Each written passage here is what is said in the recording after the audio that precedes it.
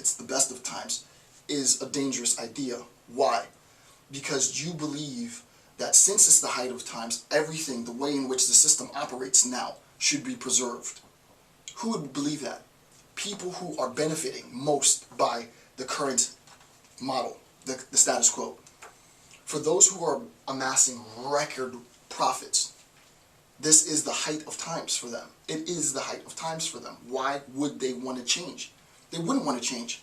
I've never made money as fast as I've made. We have physicists now who are giving us algorithms, and I'm making millions of dollars by the nanosecond. I'm not making this up. We're making millions of dollars by the nanosecond. Why would I want it to change? Right?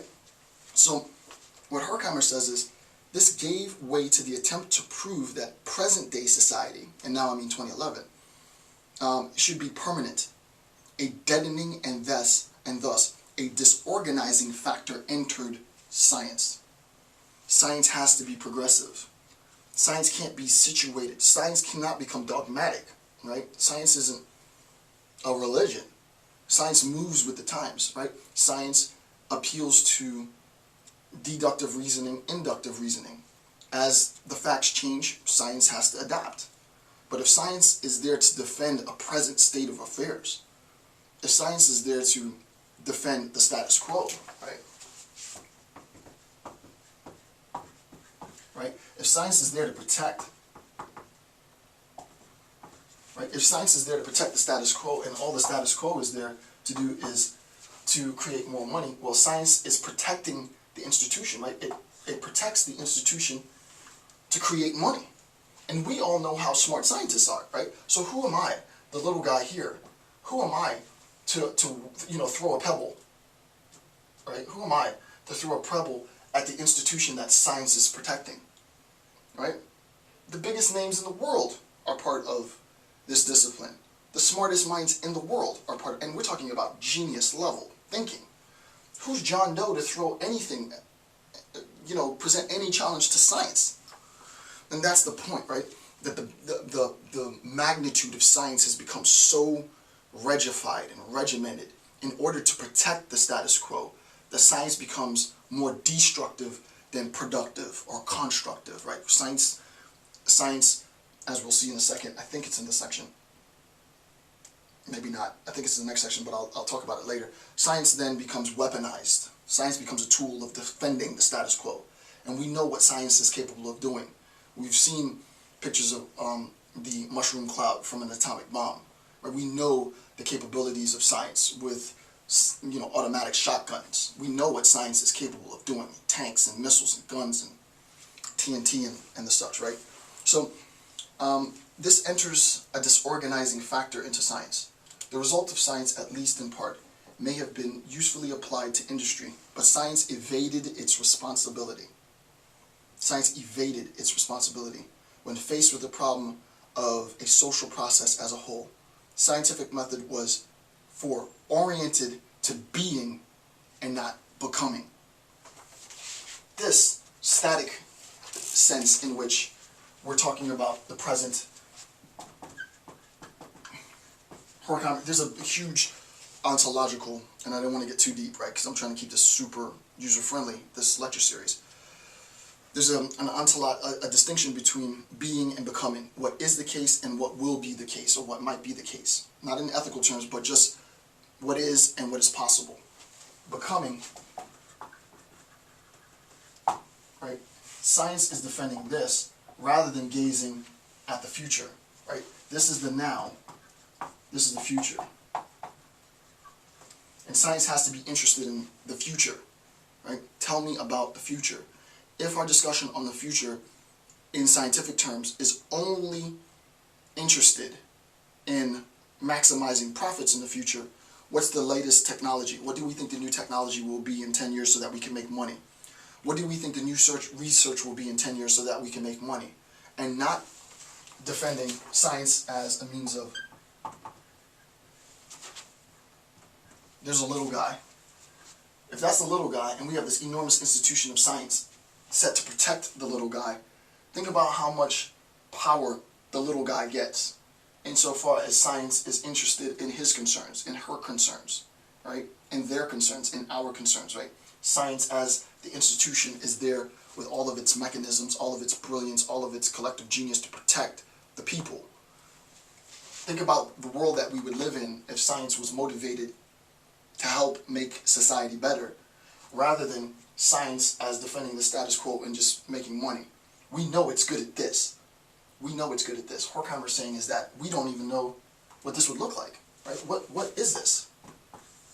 What happens when scientists decide to use their collective genius, not exclusively to make money? No one's saying that they shouldn't be using their genius, their will, their intellect to make money, but what happens when we use that initiative to make society better? So 1, synthesis. The belief that present-day society should be maintained resulted in a 2, disorganization of science, such that science could no longer address its responsibility to humanity rather than to capital. So the conflict, in a good visual sense, is the following. Science is being torn, is being pulled. Right?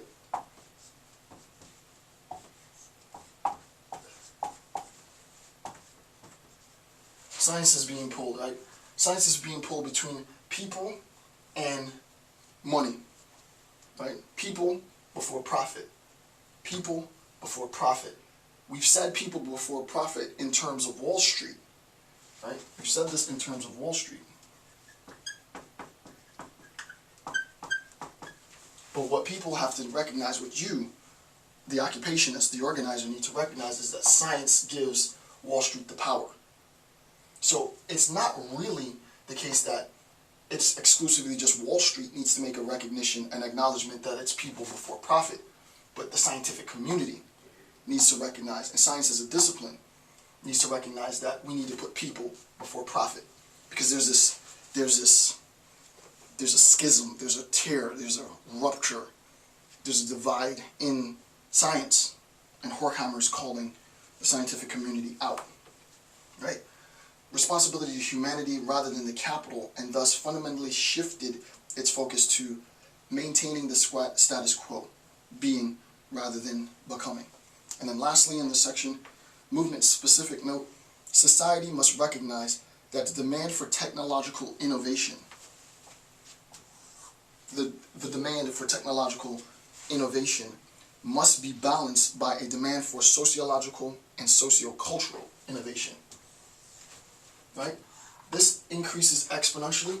We should see increases here exponentially. Right? New, cheaper, better medicine.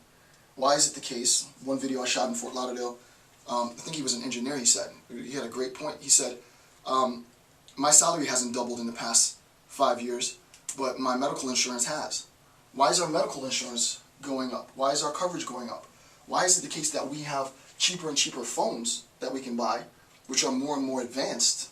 I can do everything from my phone now. There isn't anything I can't do on my phone. And it gets cheaper and cheaper every year. But my medical coverage, my medical benefits, the drugs that I need in order to keep me healthy and keep me alive, that goes up every year. There's a profound, very serious, very systemic imbalance in this equation. The Occupy movement should get in the business of displaying art. Art is a manifestation of the social awareness, and organizers, in addition to protesting and rallies, should ask members of the population to display their occupation art.